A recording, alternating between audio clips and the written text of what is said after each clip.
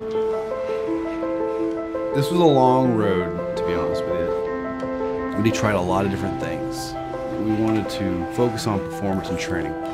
This is what our core value is, performance, and how we can innovate and design and develop shoes, apparel, accessories.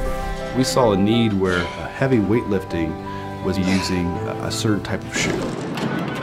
And we also saw the CrossFit, where they're using some sort of agile, flexible training shoe.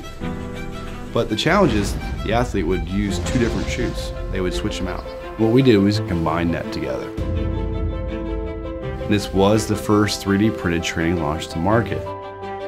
We allowed two interlaced structures within each other, and they had a nice built-in cam motion, so it actually allowed for energy return, which was really fascinating. I'm passionate about making things go from a napkin sketch to the product on the shelf. The architect actually was inspired by two things: man-made objects and natural organic shapes. With 3D printing, we could really innovate the future of footwear technology. Generative design plays a crucial role in the design process to create lightweight structures and reduce weights in parts. There's a lot of opportunity for that. We were able to try out numerous patterns and numerous spacing of the structures to allow us to test and validate. It really comes down to a correlation between simulation and mechanical testing.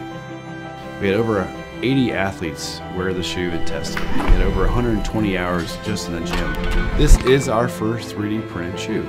We've created a compelling performance training shoe. You hit the athlete and make them perform that much better.